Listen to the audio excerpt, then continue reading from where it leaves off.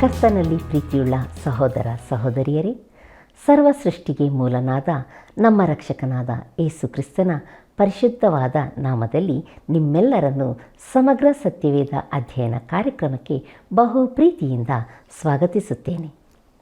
ಇಂದು ನಾವು ಬಂಡೆಯಿಂದ ನೀರು ಈ ವಿಷಯದಲ್ಲಿ ಮೋಶೆಯ ಅವಿಧೇಯತೆ, ಎದೋಮ್ಯರು ಇಸ್ರಾಯೇಲರಿಗೆ ತಮ್ಮ ದೇಶದಲ್ಲಿ ಹಾದು ಹೋಗಲು ನಿರಾಕರಿಸಿದ್ದು, ಆರೋನನ ಮರಣ, 8ನೇ ಗುಣಗುಟ್ಟುವಿಕೆ, ತಾಮ್ರದ ಸರ್ಪದ ವಿಚಾರದಲ್ಲಿ ತಿಳಿದುಕೊಳ್ಳಬೇಕಾದ ಸತ್ಯಗಳು ಎಂಬ ವಿಷಯಗಳನ್ನು ಧ್ಯಾನ ಮಾಡಲಿರುವುದರಿಂದ ನಮ್ಮನ್ನು ನಾವು ಆತನ ಕೈಗೆ ಒಪ್ಪಿಸಿಕೊಟ್ಟು ನಮ್ಮ ಅಧ್ಯಯನವನ್ನು ಪ್ರಾರಂಭಿಸೋಣ. ಪ್ರೀತಿಯುಳ್ಳ ದೇವಜನರೇ, ಜೀವಜಲದ ಹೊರತೆಯಾಗಿರುವ ನಮ್ಮ ರಕ್ಷಕನಾದ ಯೇಸು ಕ್ರಿಸ್ತನ ಪರಿಶುದ್ಧವುಳ್ಳ ನಾಮದಲ್ಲಿ ನಿಮ್ಮೆಲ್ಲರಿಗೂ ನನ್ನ ಹೃದಯಪೂರ್ವಕವಾದ ಪ್ರೀತಿಯ ವಂದನೆಗಳು. ಅರಣ್ಯಕಾಂಡ ಪುಸ್ತಕದ ಅಧ್ಯಯನದಲ್ಲಿ ನಾವು ಮುಂದೆ ಸಾಗುತ್ತಾ ಇದ್ದೇವೆ. ದೇವರು ತನ್ನ ಆತ್ಮನ ಮೂಲಕವಾಗಿ ನಮಗೆ ಅನೇಕ ಸತ್ಯಗಳನ್ನು ತಿಳಿಯಪಡಿಸಿದ್ದಾನೆ. ಅದೆಲ್ಲವೂ ನಾವು ನೆನಪು ಮಾಡಿಕೊಂಡು ಇಂದಿನ ಧ್ಯಾನದಲ್ಲಿ ಮುಂದೆ ಸಾಗುವಾಗ ಬಂಡೆಯಿಂದ ನೀರು, ಮೋಶೆಯ ಅವಿಧೇಯತೆ ಎಂಬ ವಿಚಾರವನ್ನು ಧ್ಯಾನ ಮಾಡಲಿರುವೆವು. ಆದುದರಿಂದ ಬನ್ನಿರಿ, ನಮ್ಮ ಧ್ಯಾನವನ್ನು ಮುಂದುವರಿಸುವ ಹಾಗೆ ಅರಣ್ಯಕಾಂಡ ಪುಸ್ತಕ 20ನೇ ಅಧ್ಯಾಯ 7 ಮತ್ತು 8ನೇ ವಚನಗಳನ್ನು ಗಮನಿಸೋಣ. ಅಲ್ಲಿ ಹೀಗೆ ಬರೆದದೆ: ಆಗ ಯೆಹೋವನು ಮೋಶೆಗೆ, ನೀನು ಕೋಲನ್ನು ಕೈಯಲ್ಲಿ ಹಿಡಿದು ನಿನ್ನ ಅಣ್ಣನಾದ ಆರೋನನ ಜೊತೆಯಲ್ಲಿ ಸಮೂಹದವರನ್ನು ಕೂಡಿಸಿಕೊಂಡು ಅವರ ಎದುರಿನಲ್ಲಿಯೇ ಆ ಕಡಿದಾದ ಬಂಡೆಗೆ ನೀರು ಕೊಡಬೇಕೆಂದು ಆಜ್ಞಾಪಿಸು. ಅದರೊಳಗಿಂದ ನೀರು ಹೊರಟು ಬರುವುದು. ನೀನು ಸಮೂಹದವರಿಗೂ ಅವರ ಪಶುಗಳಿಗೂ ನೀರನ್ನು ಕುಡಿಯಕೊಡಬಹುದು ಎಂದು ಹೇಳಿದನು ಎಂಬುದಾಗಿ. ಕರ್ತನಲ್ಲಿ ಪ್ರಿಯರೇ, ಕೋಲನ್ನು ಕೈಯಲ್ಲಿ ಹಿಡಿದು ಎಂಬುದಾಗಿ ನೋಡುವಾಗ ಈ ಕೋಲು ಆರೋನನದು. ಸಮೂಹದವರನ್ನು ಕೂಡಿಸಿಕೊಂಡು ಅವರ ಎದುರಿನಲ್ಲಿಯೇ ಆ ಕಡಿದಾದ ಬಂಡೆಗೆ ನೀರು ಕೊಡಬೇಕೆಂದು ಆಜ್ಞಾಪಿಸು ಎಂಬುದಾಗಿ ನೋಡುವಾಗ ಯಾಕೆ ಆಜ್ಞಾಪಿಸಬೇಕು?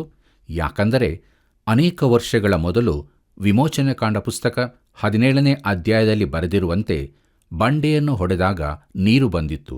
ಬಂಡೆಯನ್ನು ಒಂದು ಬಾರಿ ಮಾತ್ರ ಒಡೆಯಬಹುದಾಗಿತ್ತು.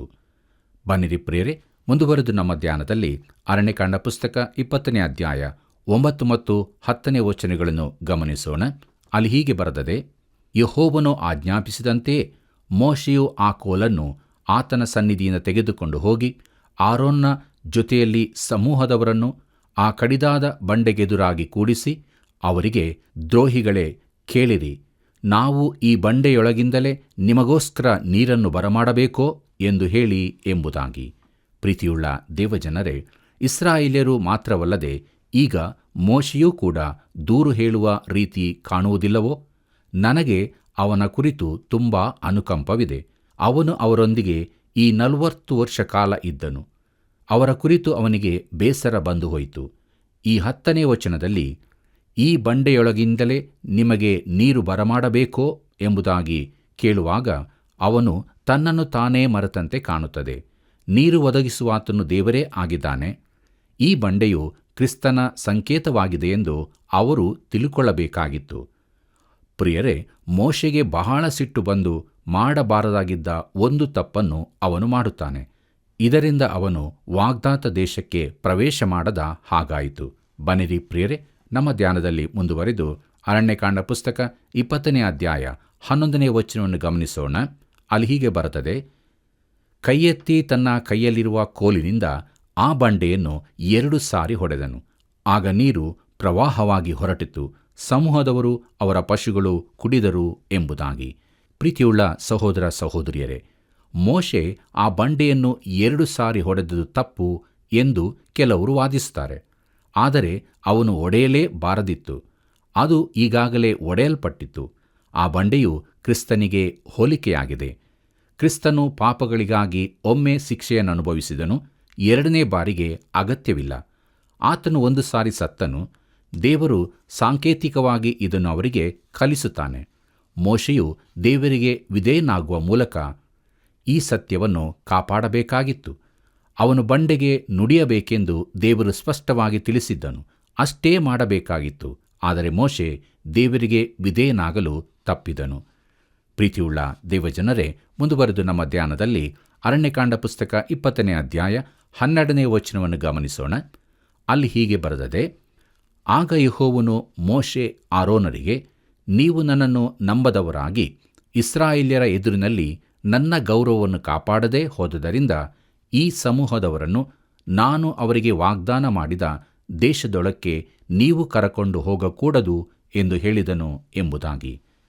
ಕರ್ತನಲ್ಲಿ ಪ್ರಿಯರೇ, ಮೋಶೆ ಆರೋನರು ತನ್ನ ಮೇಲೆ ಪೂರ್ಣ ಭರವಸವನ್ನಿಡಲಿಲ್ಲ, ಅಲ್ಲದೆ ಇಸ್ರಾಯೇಲರೆದುರಿನಲ್ಲಿ ಆತನ ಗೌರವವನ್ನು ಕಾಪಾಡಲಿಲ್ಲವೆಂದು ದೇವರು ಹೇಳಿದನು. ಅಂದರೆ ಆ ಗೌರವವನ್ನು ತಾವೇ ತೆಗೆದುಕೊಂಡರು. ಪ್ರೀತಿಯುಳ್ಳ ದೇವಜನರೇ, ಹೊಸ ಒಡಂಬಡಿಕೆಯನ್ನು ಓದುವಾಗ ಮೋಶೆ ಆ ವಾಗ್ದಾತ ದೇಶಕ್ಕೆ ಮತ್ತೆ ಬಂದನೆಂದು ನೋಡುತ್ತೇವೆ. ಆ ದೇಶದಲ್ಲಿ ರೂಪಾಂತರ ಬೆಟ್ಟದ ಮೇಲೆ ಅವನು ಯೇಸುವಿನೊಂದಿಗೆ ಕಾಣಿಸಿಕೊಂಡನು. ಪ್ರಿಯರೇ, ಕಾನಾನ್ ಎಂಬುದು ನಾವು ನಂಬಿಕೆಯಿಂದ ಜೀವಿಸಬೇಕಾದ ಸ್ಥಳವನ್ನು ಸೂಚಿಸುತ್ತದೆ. ಅದು ಪರಲೋಕದ ಒಂದು ಚಿತ್ರವಲ್ಲ. ಈ ಲೋಕವೆಂಬ ಅರಣ್ಯದಲ್ಲಿ ನಾವಿದ್ದೇವೆ. ಇಲ್ಲಿ ಕಾನಾನಿನ ಆಶೀರ್ವಾದಗಳನ್ನು ನಾವು ಅನುಭವಿಸಬೇಕು. ಯೆಹೋಶುವನ ಪುಸ್ತಕದಲ್ಲಿ ನೋಡುವಂತೆ ಅದು ಕ್ರಿಸ್ತನ ಮರಣ ಪುನರುತ್ಥಾನಗಳಿಂದ ನಮಗೆ ದೊರಕುತ್ತದೆ. ನಾವು ಇದನ್ನು ನಂಬಿ ದೇವರಿಗೆ ನಮ್ಮನ್ನು ಒಪ್ಪಿಸಿಕೊಟ್ಟು ಜೀವಿಸಬೇಕು. ಆದರೆ ಮೋಶೆ ಆರೋನರು ಈ ರೀತಿ ಇರಲು ತಪ್ಪಿಹೋದರು. ಬನ್ನಿರಿ, ಮುಂದುವರೆದು ನಮ್ಮ ಧ್ಯಾನದಲ್ಲಿ ಅರಣ್ಯಕಾಂಡ ಪುಸ್ತಕ 20ನೇ ಅಧ್ಯಾಯ 13ನೇ ವಚನವನ್ನು ಗಮನಿಸೋಣ. ಅಲ್ಲಿ ಹೀಗೆ ನೋಡುತ್ತೇವೆ, ಇಸ್ರಾಯೇಲ್ಯರು ಅಲ್ಲಿ ಯೆಹೋವನ ಸಂಗಡ ವಿವಾದ ಮಾಡಿದ್ದರಿಂದ ಆ ನೀರಿನ ಪ್ರವಾಹಕ್ಕೆ ಮೆರಿಬಾ ಎಂದು ಹೆಸರಾಯಿತು. ಅದಲ್ಲದೆ ಅಲ್ಲಿ ಯೆಹೋವನು ತನ್ನ ಮಹಾಮಹಿಮೆಯನ್ನು ತೋರ್ಪಡಿಸಿದನು ಎಂಬುದಾಗಿ. ಪ್ರೀತಿಯುಳ್ಳ ಸಹೋದರ ಸಹೋದರಿಯರೇ, ಈ ದಿನಗಳಲ್ಲಿ ಅಪನಂಬಿಕೆ ಎಂಬುದು ನಮ್ಮ ದೊಡ್ಡ ಪಾಪವಾಗಿದೆ. ನಾವು ದೇವರ ಮಾತನ್ನು ನಂಬದೆ ಆತನಲ್ಲಿ ಭರವಸವಿಡದೆ ಹೋದಾಗ ಎಂಥ ಅನಾಹುತವಾಗುತ್ತದೆ. ಮುಂದುವರೆದು ನಾವು ನೋಡೋಣ, ಏದೋಮ್ಯರು ಇಸ್ರಾಯೇಲ್ಯರಿಗೆ ತಮ್ಮ ದೇಶ ಹಾದು ಹೋಗಲು ನಿರಾಕರಿಸಿದ್ದು ಎಂಬುದಾಗಿ. ನಮ್ಮ ಧ್ಯಾನವನ್ನು ಮುಂದುವರಿಸುವ ಹಾಗೆ ಅರಣ್ಯಕಾಂಡ ಪುಸ್ತಕ 20ನೇ ಅಧ್ಯಾಯ 14, 15 ಮತ್ತು 17ನೇ ವಚನವನ್ನು ಗಮನಿಸೋಣ. ಅಲ್ಲಿ ಹೀಗೆ ಬರೆದದೆ, ಮೋಶೆ ಕಾದೇಶಿನಿಂದ ಏದೋಮ್ಯರ ಅರಸನ ಬಳಿಗೆ ದೂತರನ್ನು ಕಳುಹಿಸಿ, ತಮ್ಮ ಸಂಬಂಧಿಕರಾದ ಇಸ್ರಾಯೇಲ್ಯರು ಕೇಳಿಕೊಳ್ಳುವುದೇನೆಂದರೆ, ನಮಗೆ ಸಂಭವಿಸಿದ ಎಲ್ಲಾ ಕಷ್ಟಗಳನ್ನು ತಾವು ಕೇಳಿದ್ದೀರಷ್ಟೇ. ನಮ್ಮ ಪಿತೃಗಳು ಐಗುಪ್ತ ದೇಶಕ್ಕೆ ಇಳಿದು ಹೋದದ್ದು, ನಾವು ಅಲ್ಲಿ ಬಹು ದಿವಸ ವಾಸವಾಗಿದ್ದುದು, ಐಗುಪ್ತರು ನಮ್ಮನ್ನು ನಮ್ಮ ಪಿತೃಗಳನ್ನು ಉಪದ್ರವಪಡಿಸಿದ್ದು, ತಮ್ಮ ದೇಶವನ್ನು ದಾಟಿ ಹೋಗುವುದಕ್ಕೆ ನಮಗೆ ಅಪ್ಪಣೆಯಾಗಬೇಕೆಂದು ಬೇಡಿಕೊಳ್ಳುತ್ತೇವೆ. ನಾವು ಹೊಲಗಳಲ್ಲಿಯಾದರೂ ದ್ರಾಕ್ಷೆ ತೋಟಗಳಲ್ಲಿಯಾದರೂ ಹೋಗುವುದಿಲ್ಲ, ಬಾವಿಗಳ ನೀರನ್ನೂ ಕುಡಿಯುವುದಿಲ್ಲ. ರಾಜಮಾರ್ಗದಲ್ಲಿಯೇ ನಡೆದು ತಮ್ಮ ದೇಶದ ಮೇರೆಗಳನ್ನು ದಾಟಿದ ತನಕ ಬಲಕ್ಕೂ ಎಡಕ್ಕೂ ತಿರುಗುವುದಿಲ್ಲ ಎಂದು ಹೇಳಿಸಿದನು ಎಂಬುದಾಗಿ. ಕರ್ತನಲ್ಲಿ ಪ್ರಿಯರೇ, ಮೋಶೆ ಇಸ್ರಾಯೇಲ್ ಜನಾಂಗದ ಕಿರುಚರಿತ್ರೆಯನ್ನು ಏದೋಮ್ಯರಿಗೆ ತಿಳಿಸಿ ಆ ಬಳಿಕ ಅವರ ದೇಶದ ಮೂಲಕ ಹೋಗಲು ಅಪ್ಪಣೆ ಕೇಳುತ್ತಾನೆ. ಇದು ಬಹು ವಿನಯವಾಗಿ ಮಾಡಿಕೊಂಡ ಒಂದು ಬೇಡಿಕೆಯಾಗಿತ್ತು. ಏದೋಮ್ಯರು ಅವರ ಸಹೋದರ ಜನಾಂಗವಾಗಿದ್ದಾರೆಂಬುದನ್ನು ಮೋಶೆ ಜ್ಞಾಪಿಸುತ್ತಾನೆ. ಆದರೆ ಏದೋಮ್ಯರು ಯಾವುದಕ್ಕೂ ಒಪ್ಪಲಿಲ್ಲ. ಬನ್ನಿರಿ, ಮುಂದುವರೆದು ಅರಣ್ಯಕಾಂಡ ಪುಸ್ತಕ 20ನೇ ಅಧ್ಯಾಯ 18ನೇ ವಚನವನ್ನು ಗಮನಿಸೋಣ. ಅಲ್ಲಿ ಹೀಗೆ ನೋಡುತ್ತೇವೆ, ಆದರೆ ಏದೋಮ್ಯರು, ನಮ್ಮ ದೇಶವನ್ನು ನೀವು ದಾಟಿ ಹೋಗಕೂಡದು, ದಾಟುವುದಾದರೆ ನಾವು ನಿಮ್ಮ ಮೇಲೆ ಯುದ್ಧಕ್ಕೆ ಬರುತ್ತೇವೆ ಎಂದು ಉತ್ತರ ಕೊಟ್ಟರು ಎಂಬುದಾಗಿ. ಕರ್ತನಲ್ಲಿ ಪ್ರಿಯರೇ, ತಮ್ಮಲ್ಲಿ ಪಶುಗಳು ಮಕ್ಕಳು ಇರುವುದರಿಂದ ತಮಗೆ ದಾಟಿ ಹೋಗಲು ಅಪ್ಪಣೆ ಕೊಡಬೇಕೆಂದು ಇಸ್ರಾಯೇಲ್ಯರು ಕೇಳಿಕೊಂಡರು. ತಾವು ಏನನ್ನೂ ತೆಗೆದುಕೊಳ್ಳುವುದಿಲ್ಲವೆಂದು, ಯಾವ ಹಾನಿಯನ್ನೂ ಮಾಡುವುದಿಲ್ಲವೆಂದು ಮತ್ತೊಮ್ಮೆ ಹೇಳಿದರು. ಬನ್ನಿರಿ, ಮುಂದುವರೆದು ನೋಡೋಣ. ಅರಣ್ಯಕಾಂಡ ಪುಸ್ತಕ 20ನೇ ಅಧ್ಯಾಯ 20ನೇ ವಚನದಿಂದ 22ನೇ ವಚನದವರೆಗೆ. ಅಲ್ಲಿ ಹೀಗೆ ಬರೆದದೆ, ಆದರೆ ಏದೋಮ್ಯರು, ನೀವು ದಾಟಲೇಬಾರದು ಎಂದು ಉತ್ತರ ಕೊಟ್ಟು ಬಹು ಜನ ಕೂಡಿಕೊಂಡು ಬಲಾತ್ಕಾರದಿಂದ ಎದುರಿಸುವವರಾಗಿ ಬಂದರು. ಏದೋಮ್ಯರು ಇಸ್ರಾಯೇಲರಿಗೆ ತಮ್ಮ ಪ್ರದೇಶದೊಳಕ್ಕೆ ದಾಟಿ ಹೋಗುವುದಕ್ಕೆ ಅಪ್ಪಣೆ ಕೊಡದೆ ಹೋದುದರಿಂದ ಇಸ್ರಾಯೇಲ್ಯರು ಅವರ ಕಡೆಯಿಂದ ತಿರುಗಿಕೊಂಡು ಬೇರೊಂದು ಮಾರ್ಗವಾಗಿ ಹೊರಟರು. ಆಗ ಇಸ್ರಾಯೇಲ್ಯರ ಸರ್ವ ಸಮೂಹದವರು ಕಾದೇಶಿನಿಂದ ಹೊರಟು ಹೋರ್ ಎಂಬ ಬೆಟ್ಟಕ್ಕೆ ಬಂದರು ಎಂಬುದಾಗಿ.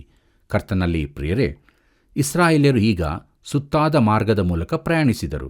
ಏದೋಮ್ಯರು ಅವರಿಗೆ ಒಪ್ಪಿಗೆ ಕೊಡುತ್ತಿದ್ದರೆ ಅವರು ನೇರವಾಗಿ ಏದೋಮ್ ದೇಶದ ಮೂಲಕ ಹಾದು ಹೋಗಬಹುದಿತ್ತು. ಇಲ್ಲಿ ಮೋಶೆ ಒಂದು ತಪ್ಪು ಮಾಡಿದನೆಂದು ನಾನು ಭಾವಿಸುತ್ತೇನೆ. ಅವನು ಮೇಘಸ್ತಂಭವನ್ನು ಹಿಂಬಾಲಿಸಬೇಕಿತ್ತು. ಆಗ ಅವನು ದಾರಿ ತಪ್ಪುತ್ತಿರಲಿಲ್ಲ. ದೇವರು ಅವರಿಗೆ ಮಾರ್ಗದರ್ಶನ ನೀಡಿ ನಡೆಸುತ್ತಿದ್ದನು. ದಾಟಿ ಹೋಗಲು ಎದೋಮ್ಯರೊಡನೆ ಯುದ್ಧ ಮಾಡದೆ ದಾಟಿ ಹೋಗುವ ರೀತಿಯನ್ನು ದೇವರು ತೋರಿಸುತ್ತಿದ್ದನು. ಇದು ದೇವರಿಗಿಂತ ಮುಂದಾಗಿ ಅವಸರ ಪಡುವಂಥದ್ದಾಗಿದೆ. ನಮ್ಮಲ್ಲಿ ಅನೇಕರು ಇಂಥ ತಪ್ಪನ್ನೇ ಮಾಡುತ್ತೇವೆ ಅಲ್ಲವೇ? ನಮ್ಮನ್ನು ನಾವು ಪರೀಕ್ಷಿಸಿಕೊಳ್ಳೋಣವೇ? ಬನ್ನಿರಿ, ಮುಂದುವರೆದು ಆರೋನ್ನ ಮರಣ ಎಂಬ ವಿಚಾರವನ್ನು ಧ್ಯಾನ ಮಾಡಲಿಕ್ಕಿದ್ದೇವೆ. ಪ್ರಿಯರೇ, ಇಲ್ಲಿ ಮುಂದೆ ಆರೋನನ ಮರಣವನ್ನು ನಾವು ನೋಡಲಿದ್ದೇವೆ. ದುಃಖಕರವಾದ ಪ್ರಸ್ತಾಪಗಳು ಇಲ್ಲಿ ಮುಗಿಯುತ್ತವೆ. ಈ ಅಧ್ಯಾಯದಲ್ಲಿ ನಾವು ಕಲಿಯತಕ್ಕ ಅನೇಕ ಅಮೂಲ್ಯ ಪಾಠಗಳಿವೆ. ನಮ್ಮ ಧ್ಯಾನವನ್ನು ಮುಂದುವರಿಸುವ ಹಾಗೆ ಅರಣ್ಯಕಾಂಡ ಪುಸ್ತಕ 20ನೇ ಅಧ್ಯಾಯ 23 ಮತ್ತು 24ನೇ ವಚನವನ್ನು ಗಮನಿಸೋಣ. ಅಲ್ಲಿ ಹೀಗೆ ಬರೆದದೆ: ಯೆಹೋವನು ಎದೋಮ್ಯರ ದೇಶದ ಮೇರೆಯ ಹತ್ತಿರವಿರುವ ಹೋರ್ ಎಂಬ ಬೆಟ್ಟದ ಬಳಿಯಲ್ಲಿ ಮೋಶೆ ಆರೋನರ ಸಂಗಡ ಮಾತಾಡಿ, ಆರೋನನು ದೇಹವನ್ನು ಬಿಟ್ಟು ತನ್ನ ಪಿತೃಗಳ ಬಳಿಗೆ ಸೇರಬೇಕು. ನೀವಿಬ್ಬರೂ ಮೆರಿಬಾ ಪ್ರವಾಹದ ಹತ್ತಿರ ನನ್ನ ಮಾತಿಗೆ ವಿರೋಧವಾಗಿ ತಿರುಗಿ ಬಿದ್ದದರಿಂದ ನಾನು ಇಸ್ರಾಯೇಲ್ಯರಿಗೆ ವಾಗ್ದಾನ ಮಾಡಿದ ದೇಶದೊಳಗೆ ಆರೋನನು ಸೇರಕೂಡದು ಎಂಬುದಾಗಿ. ಕರ್ತನಲ್ಲಿ ಪ್ರಿಯರೇ, ಅನೇಕರು ರಕ್ಷಣೆಯನ್ನು ಹೊಂದಿದವರಾಗಿದ್ದರೂ ಈ ಜೀವಿತದಲ್ಲಿ ರಕ್ಷಣೆಯ ಫಲವನ್ನು ಅನುಭವಿಸದೆ ಆತ್ಮನ ಸಮಾಧಾನವನ್ನು ಹೊಂದದವರಾಗಿರುತ್ತಾರೆ. ಕರ್ತನಾದ ಯೇಸುವಿನ ಅನ್ಯೋನ್ಯತೆಯಲ್ಲಿ ಜೀವಿಸುವುದೆಂದರೆ ಏನೆಂದು ಅವರು ತಿಳಿದಿರುವುದಿಲ್ಲ. ಆದರೂ ಅವರ ರಕ್ಷಣೆಯು ಸುಳ್ಳೆಂದು ನಾನು ಹೇಳುವುದಿಲ್ಲ. ಆರೋನನು ಇಂತಹ ಜೀವಿತಕ್ಕೆ ಉದಾಹರಣೆಯಾಗಿದ್ದಾನೆ. ಅರಣ್ಯ ಮಾರ್ಗದ ಕಠಿಣ ಪ್ರಯಾಣದ ಕಷ್ಟಗಳೇನೆಂದು ಅವನಿಗೆ ಗೊತ್ತಿತ್ತು. ಆದರೆ ವಾಗ್ದಾತ ದೇಶದ ಸುಖವನ್ನು ಅವನು ಅನುಭವಿಸಲಿಲ್ಲ. ಹಾಲು ಜೇನು ಹರಿಯುವ ದೇಶದಲ್ಲಿನ ಹಾಲು ಜೇನಿನ ಸವಿಯನ್ನು ಅವನು ತಿಳಿಯಲಿಲ್ಲ.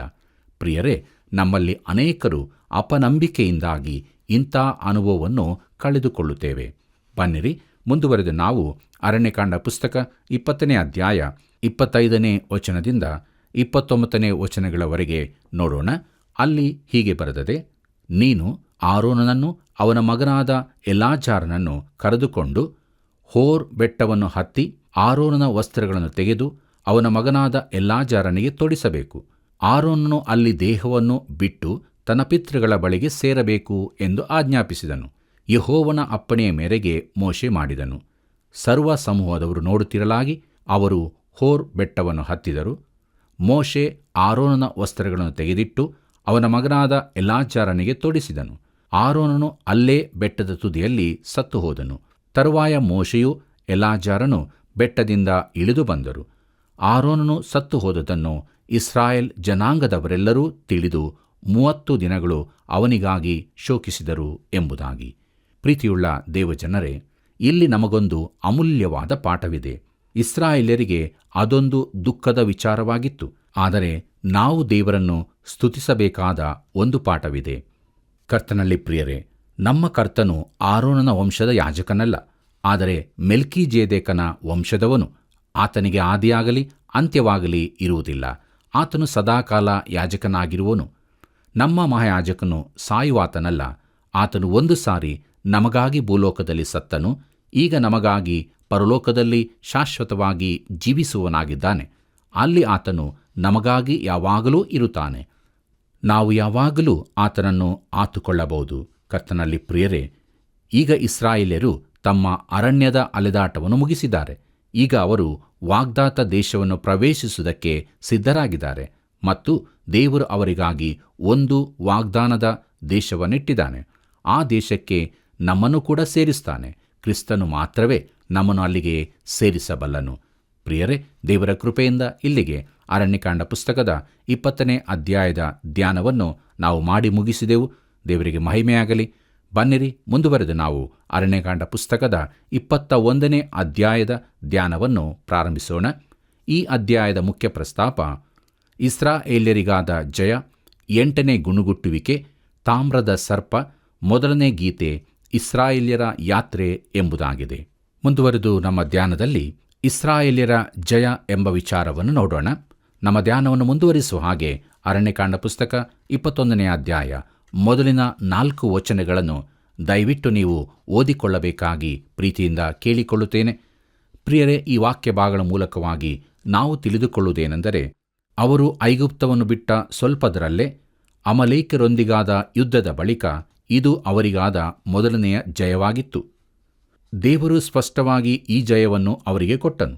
ಆದರೆ ಈಗ ಅವರು ಹೋರ್ ಬೆಟ್ಟವನ್ನು ದಾಟಿ ಕೆಂಪು ಸಮುದ್ರದ ಮಾರ್ಗವಾಗಿ ಹೋಗಬೇಕಾದರೆ ಏದೋಮ್ಯರ ದೇಶವನ್ನು ಅವರು ದಾಟಲಿಕ್ಕಿಲ್ಲದ್ದರಿಂದ ಅವರು ಸುತ್ತಾದ ಮಾರ್ಗವನ್ನು ಅನುಸರಿಸಬೇಕಾಯಿತು. ಈ ಮಾರ್ಗ ಕಷ್ಟಕರವಾದದ್ದರಿಂದ ಜನರಿಗೆ ನಿರಾಶೆಯುಂಟಾಯಿತು. ಈ ರೀತಿಯ ಕುಗ್ಗುವಿಕೆಯಿಂದಾಗಿ ಅವರು ಗುಣುಗುಟ್ಟುವುದಕ್ಕೆ ತೊಡಗಿದರು. ನಮ್ಮಲ್ಲಿಯೂ ಅನೇಕರು ಈ ದಿನಗಳಲ್ಲಿ ಹೀಗೆಯೇ ಗುಣುಗುಟ್ಟುವರಾಗಿರುತ್ತೇವೆ. ಜೀವಿತದಲ್ಲಿ ಕಷ್ಟ ಎದುರಾದಾಗ ನಾವು ದೂರುತ್ತಾ ಗುಣುಗುಟ್ಟುತ್ತಾ ಇರುತ್ತೇವೆ ಅಲ್ಲವೇ? ನಮ್ಮನ್ನು ನಾವು ಪರೀಕ್ಷಿಸಿಕೊಳ್ಳೋಣವೇ? ಬನ್ನಿರಿ, ಮುಂದುವರೆದು 8ನೇ ಗುಣುಗುಟ್ಟುವಿಕೆ ಎಂಬ ವಿಚಾರವನ್ನು ಧ್ಯಾನ ಮಾಡೋಣ. ನಮ್ಮ ಧ್ಯಾನದಲ್ಲಿ ಮುಂದುವರಿಯುವ ಹಾಗೆ ಅರಣ್ಯಕಾಂಡ ಪುಸ್ತಕ 21ನೇ ಅಧ್ಯಾಯ 5ನೇ ವಚನವನ್ನು ಗಮನಿಸೋಣ. ಅಲ್ಲಿ ಹೀಗೆ ಬರೆದದೆ: ಆಗ ಅವರು ದೇವರಿಗೂ ಮೋಶೆಗೂ ವಿರೋಧವಾಗಿ ಮಾತಾಡುತ್ತಾ, ನೀವು ನಮ್ಮನ್ನು ಈ ಮರಳು ಕಾಡಿನಲ್ಲಿ ಕೊಲ್ಲಬೇಕೆಂದು ಐಗುಪ್ತ ದೇಶದಿಂದ ಕರಕೊಂಡು ಬಂದಿರೋ? ಇಲ್ಲಿ ಆಹಾರವೂ ಇಲ್ಲ, ನೀರೂ ಇಲ್ಲ. ಈ ನಿಸ್ಸಾರವಾದ ಆಹಾರವನ್ನು ತಿಂದು ತಿಂದು ನಮಗೆ ಬೇಸರವಾಯಿತೆಂದು ಹೇಳುವರಾದರು ಎಂಬುದಾಗಿ. ಕರ್ತನಲ್ಲಿ ಪ್ರಿಯರೇ, ದೇವರಿಗೆ ಅವರ ಗುಣುಗುಟ್ಟುವಿಕೆಗಳನ್ನು ಕೇಳಿ ಕೇಳಿ ಸಾಕಾಗಿರಬಹುದು. ಅವರು ಈ ಮನ್ನವನ್ನು ತಿಂದು ತಿಂದು ಬೇಸರವಾಯಿತೆಂದು ಹೇಳಿದರು. ಅದು ನಮಗೆ ಬೇಡವೆಂದರು. ಈ ಅರಣ್ಯಕ್ಕೆ ದೇವರು ನಮ್ಮನ್ನು ಕರತಂದು ಇಲ್ಲಿ ಸಾಯಿಸ್ತಾನೆ ಎಂದರು. ಪ್ರಿಯರೇ, ದೇವರಿಗೆ ಈ ಗುಣುಗುಟ್ಟುವಿಕೆ ಸಾಕಾಗಿ ಅವರನ್ನು ದಂಡಿಸಲು ತೀರ್ಮಾನಿಸಿದನು. ಬನ್ನಿರಿ, ಮುಂದುವರಿದು ತಾಮ್ರದ ಸರ್ಪ ಎಂಬ ವಿಚಾರವನ್ನು ನೋಡೋಣ. ನಮ್ಮ ಧ್ಯಾನದಲ್ಲಿ ಮುಂದುವರಿದು ಅರಣ್ಯಕಾಂಡ ಪುಸ್ತಕ 21ನೇ ಅಧ್ಯಾಯ 6 ಮತ್ತು 7ನೇ ವಚನಗಳನ್ನು ಗಮನಿಸೋಣ. ಅಲ್ಲಿ ಹೀಗೆ ಬರೆದದೆ: ಅದಕ್ಕೆ ಯೆಹೋವನು ಉರಿಮಂಡಲಗಳನ್ನು ಜನರೊಳಗೆ ಬರಮಾಡಿದನು. ಅವು ಜನರನ್ನು ಕಚ್ಚಿದರಿಂದ ಬಹು ಜನರು ಸತ್ತು ಹೋದರು. ಆದುದರಿಂದ ಜನರು ಮೋಶೆಯ ಬಳಿಗೆ ಬಂದು, ನಾವು ನಿನಗೂ ಯೆಹೋವನಿಗೂ ವಿರೋಧವಾಗಿ ಮಾತಾಡಿ ದೋಷಿಗಳಾದೆವು. ಈ ಸರ್ಪಗಳು ನಮ್ಮ ಬಳಿಯಿಂದ ತೊಲಗಿ ಹೋಗುವಂತೆ ನೀನು ಯೆಹೋವನಿಗೆ ಪ್ರಾರ್ಥನೆ ಮಾಡಬೇಕೆಂದು ಬೇಡಿಕೊಂಡರು ಎಂಬುದಾಗಿ. ಪ್ರೀತಿಯುಳ್ಳ ದೇವಜನರೇ, ನಾವು ದೋಷಿಗಳಾದೆವು ಎಂಬುದಾಗಿ ನೋಡುವಾಗ ದೇವರಿಗೂ ಮೋಶೆಗೂ ವಿರೋಧವಾಗಿ ತಾವು ಪಾಪ ಮಾಡಿದ್ದೇವೆಂದು ಈಗ ಒಪ್ಪಿಕೊಳ್ಳುವುದಕ್ಕೆ ಅವರು ಸಿದ್ಧರಾದರು. ಪ್ರೀತಿಯುಳ್ಳ ಸಹೋದರ ಸಹೋದರಿಯರೇ, ಮುಂದುವರೆದು ನಮ್ಮ ಧ್ಯಾನದಲ್ಲಿ ಅರಣ್ಯಕಾಂಡ ಪುಸ್ತಕ 21ನೇ ಅಧ್ಯಾಯ 8 ಮತ್ತು 9ನೇ ವಚನಗಳನ್ನು ಗಮನಿಸೋಣ. ಅಲ್ಲಿ ಹೀಗೆ ಬರೆದದೆ: ಮೋಶೆ ಜನರಿಗೋಸ್ಕರ ಪ್ರಾರ್ಥಿಸಲಾಗಿ ಯೆಹೋವನು ಅವನಿಗೆ, ನೀನು ತಾಮ್ರದಿಂದ ವಿಷಸರ್ಪದ ಆಕಾರವನ್ನು ಮಾಡಿಸಿ ಧ್ವಜಸ್ತಂಭದ ಮೇಲೆ ಎತ್ತಿ ನಿಲ್ಲಿಸಬೇಕು. ಸರ್ಪಗಳಿಂದ ಗಾಯಪಟ್ಟವರು ಅದನ್ನು ನೋಡಿ ಬದುಕಿಕೊಳ್ಳುವರು ಎಂದು ಆಜ್ಞಾಪಿಸಿದನು. ಆದ ಕಾರಣ ಮೋಶೆ ತಾಮ್ರದಿಂದ ಸರ್ಪದ ಆಕಾರವನ್ನು ಮಾಡಿಸಿ ಧ್ವಜಸ್ತಂಭದ ಮೇಲೆ ಇಡಿಸಿದನು. ಸರ್ಪಗಳಿಂದ ಗಾಯಪಟ್ಟವರಲ್ಲಿ ಯಾರು ಆ ತಾಮ್ರದ ಸರ್ಪವನ್ನು ಲಕ್ಷ್ಯವಿಟ್ಟು ನೋಡಿದರೋ ಅವರೆಲ್ಲರೂ ಬದುಕಿಕೊಂಡರು ಎಂಬುದಾಗಿ. ಪ್ರೀತಿಯುಳ್ಳ ದೇವಜನರೇ, ನಮಗೆ ಇಲ್ಲಿ ಒಂದು ಒಳ್ಳೆಯ ಪಾಠವಿದೆ. ಅವರು ತಾಮ್ರದ ಸರ್ಪವನ್ನು ನಂಬಿಕೆಯಿಂದ ಲಕ್ಷಿಸಬೇಕಾಗಿತ್ತು.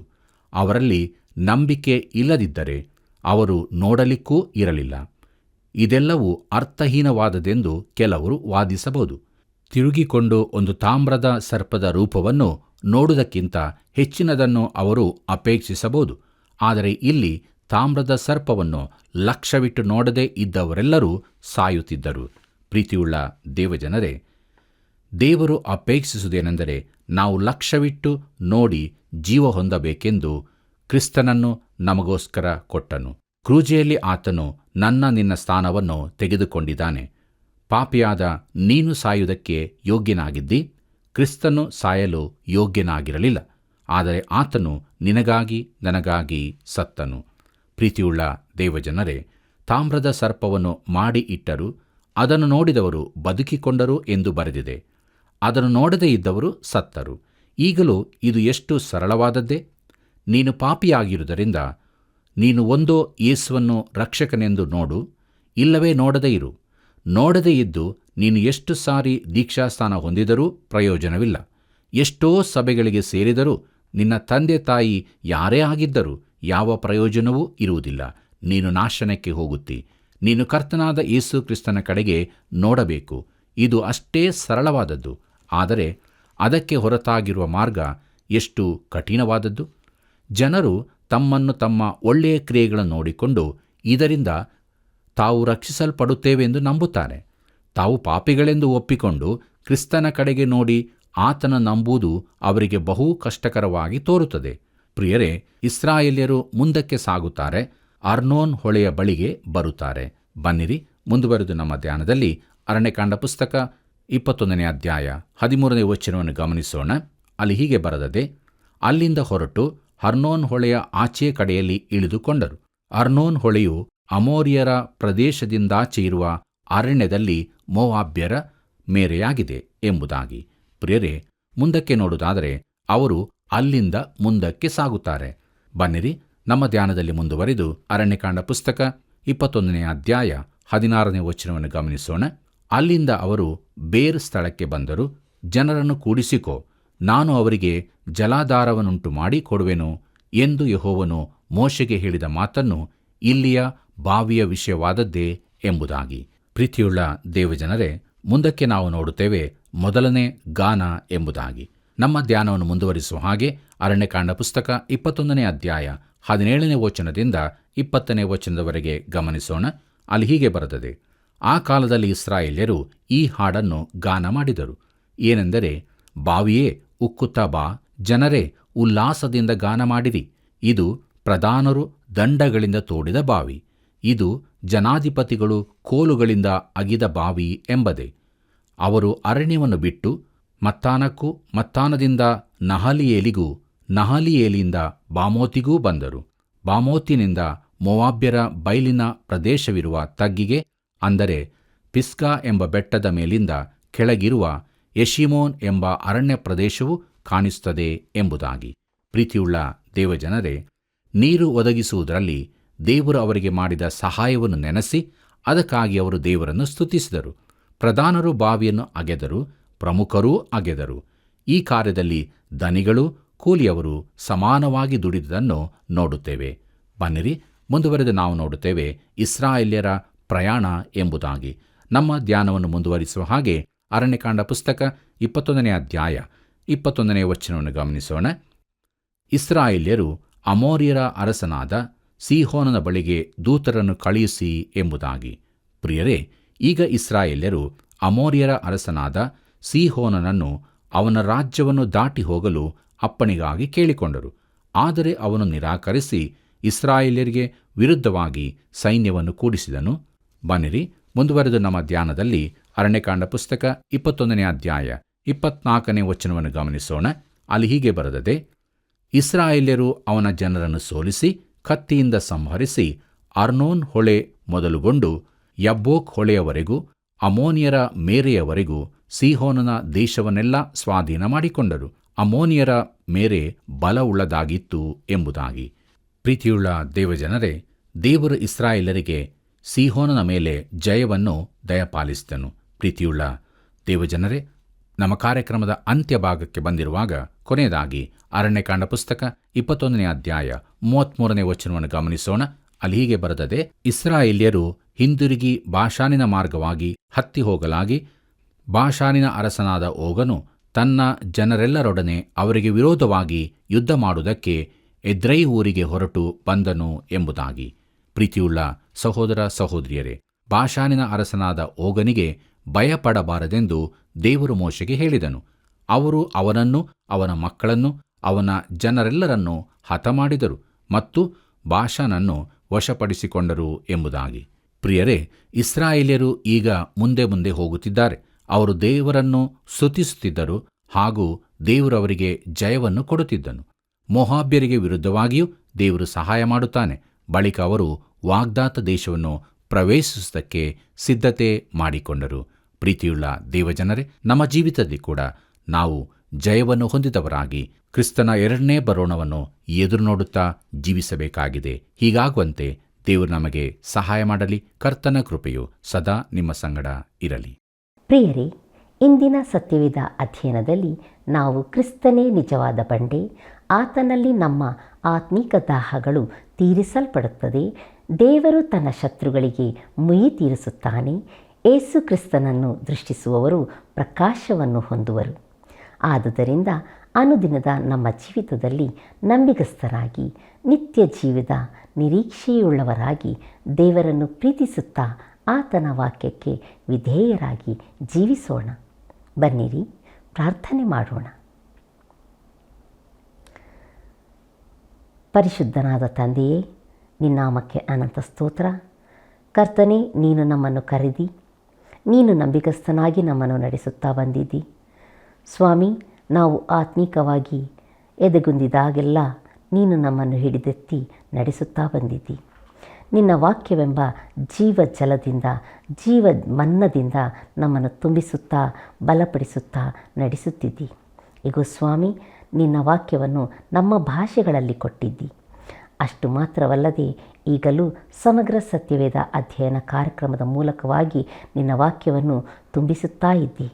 ಈ ಎಲ್ಲ ನಿನ್ನ ಅತಿಶಯವಾದ ವರಗಳಿಗಾಗಿ ನಿನಗೆ ಸ್ತೋತ್ರ ಸಲ್ಲಿಸುತ್ತೇವೆ. ಇನ್ನು ನಮ್ಮನ್ನು ನಿನ್ನ ಆತ್ಮಿಕವಾದ ರೀತಿಯಲ್ಲಿ ಕರ್ತನೇ ನಿನ್ನ ವಾಕ್ಯದ ಮೂಲಕ ತುಂಬಿಸುತ್ತಾ ನಡೆಸಬೇಕೆಂದು ನಮ್ಮ ರಕ್ಷಕನಾದ ಯೇಸು ಕ್ರಿಸ್ತನ ಪರಿಶುದ್ಧವಾದ ನಾಮದಲ್ಲಿ ಬೇಡಿ ಹೊಂದಿದ್ದೇನೆ ಸ್ವಾಮಿ. ಆಮೇನ್. ಪ್ರಿಯರೇ, ನಿಮ್ಮ ಆತ್ಮಿಕ ಜೀವಿತ ಹೇಗಿದೆ? ಸಮಗ್ರ ಸತ್ಯವೇದ ಅಧ್ಯಯನ ಕಾರ್ಯಕ್ರಮವು ಬೆಳಕಿಗೂ ಸತ್ಯಕ್ಕೂ ನಡೆಸುತ್ತಿದೆಯಲ್ಲವೇ?